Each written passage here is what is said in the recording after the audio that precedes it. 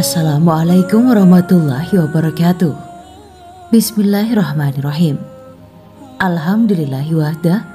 Wassalatu wassalamu ala rasulillah. Sahabat bidadari surga rahimakumullah. Kisah sakratul maut Amr ibnu al-As. Seakan aku bernafas dari jarum beracun. Setiap manusia saat meregang nyawa mengalami sakratul maut, sebagaimana dijelaskan dalam ayat, dan datanglah sakaratul maut dengan sebenar-benarnya. Itulah yang kamu selalu lari daripadanya. Quran Surat Qaf ayat 19. Al-Qurtubi dalam kitabnya At-Tadzkirah memaparkan saat Amr bin al-As sekarat, anaknya berkata kepadanya, "Wahai ayahku, engkau pernah mengatakan, semoga saja aku bertemu dengan seorang laki-laki yang berakal saat maut menjemputnya, agar ia melukiskan kepadaku apa yang dilihatnya. Sekarang engkaulah orang itu, maka ceritakanlah kepadaku." Ayahnya menjawab, "Anakku, demi Allah, seakan-akan bagian sampingku berada di ranjang, seakan-akan aku bernafas dari jarum beracun, seakan-akan duri pohon ditarik dari tapak kakiku sampai kepala." Kemudian ia mengucapkan sebaris bait syair, "Aduhai, andai saja sebelum hal yang telah jelas di hadapanku ini terjadi, aku berada di puncak gunung sambil menggembala kambing gunung." Kesukaran. Dr. Umar Sulaiman Al-Ashqar dalam buku Ensiklopedia Kiamat menjelaskan, sakaratul maut berarti kesulitan dan kesukaran maut. Ar-Raghib berkata dalam Al-Mufradat, kata sakar adalah suatu keadaan yang menghalangi antara seseorang dengan akalnya. Dalam penggunaannya, kata ini banyak dipakai untuk makna minuman yang memabukkan. Kata ini juga berkonotasi marah, rindu, sakit, ngantuk, dan kondisi tidak sadar atau pingsan yang disebabkan oleh rasa sakit. Rasulullah SAW pernah mengalami sakaratul maut. Dalam sakit yang menjelang wafatnya, Rasulullah meraih cangkir kecil berisi air. Lalu beliau memasukkan tangannya ke dalamnya untuk membasuh wajahnya. Beliau berujar, "Tiada Tuhan selain Allah. Sesungguhnya pada maut pasti ada sakaratul maut." Hadis riwayat Bukhari dari Aisyah. Aisyah bercerita mengenai sakitnya Rasulullah SAW. "Aku tidak melihat sakit pada seseorang yang lebih keras dibanding yang dialami Rasulullah SAW." Aisyah juga pernah masuk ke kamar ayahnya, Abu Bakar, yang sedang sakit menjelang wafatnya. Tatkala sakit itu semakin berat, Aisyah mengucapkan sebait syair, "Kekayaan tidak berarti apa-apa bagi seorang pemuda saat sekarat melewati kerongkongannya dan menyesakkan dadanya." Lalu Abu Bakar membuka wajahnya dan berujar, "Bukan begitu. Yang benar, mengutip sebuah ayat, dan datanglah sakaratul maut dengan sebenar-benarnya. Itulah yang kamu selalu lari darinya." Hadis riwayat Bukhari, Muslim, dan Tirmizi. Jiwa yang busuk. Sudah pasti orang kafir akan mengalami maut lebih berat dibanding yang dialami seorang mukmin.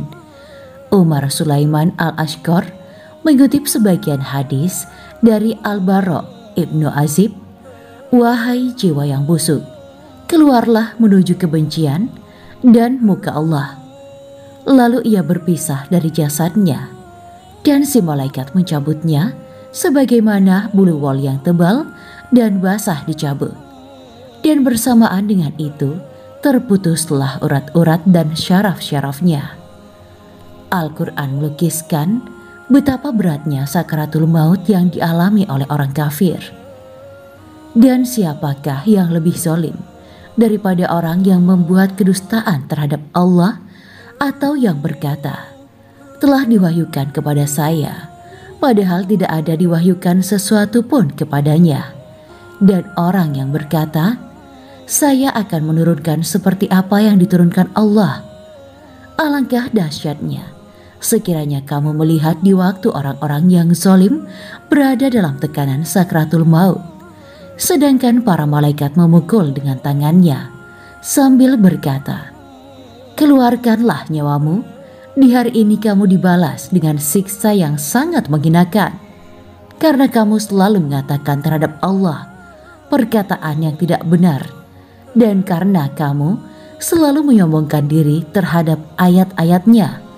Quran Surat Al-An'am ayat 93. Maksud dari ayat tersebut, seperti dituturkan Ibnu Katsir, adalah ketika malaikat azab memberi kabar kepada orang kafir tentang azab, belenggu, rantai, neraka jahim, api yang panas, membakar dan murka Allah.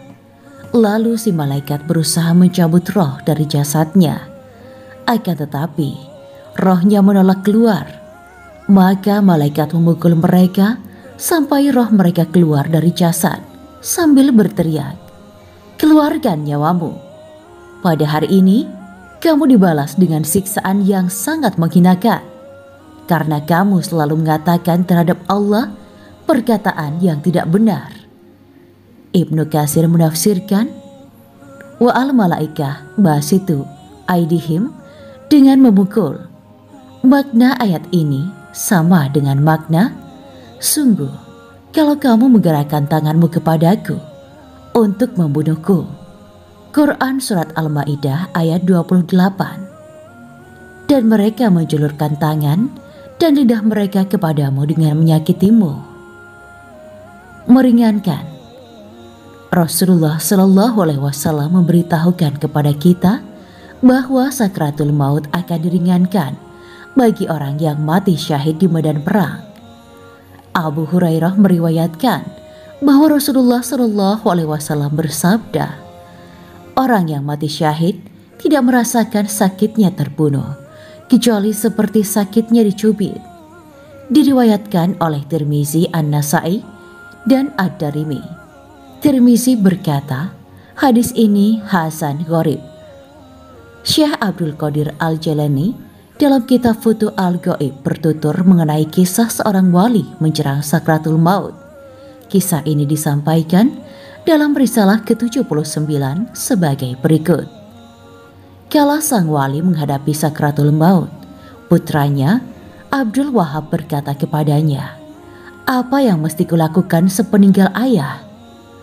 Kamu mesti takut kepadanya, jangan takut kepada selainnya, jangan berharap kepada selainnya, dan berpasrahlah hanya kepadanya, jawabnya. Selanjutnya ia berkata, aku adalah biji tak berkulit, orang lain telah datang kepadaku, berilah mereka tempat dan hormatilah mereka. Inilah manfaat dan besar, jangan membuat tempat ini penuh sesak dengan ini. Atasmu kedamaian, kasih dan rahmat Allah, semoga Dia melindungiku dan kamu, dan mengasihiku dan kamu. Kumulai senantiasa dengan asma Allah.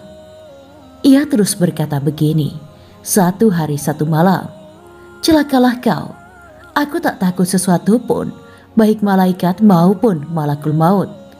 Duhai malakul maut, bukanlah kau, tapi sahabatku yang bermurah kepadaku.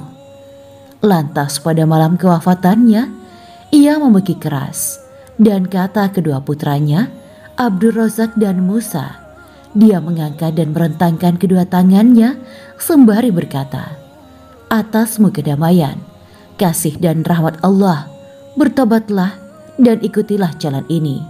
Kini aku datang kepadamu. Dia berkata, tunggu, dan lalu meninggallah dia. Demikianlah kisah Islami bidadari surga. Semoga bermanfaat. Wa akhiran wa billahi taufiq wal hidayah. Wassalamualaikum warahmatullahi wabarakatuh.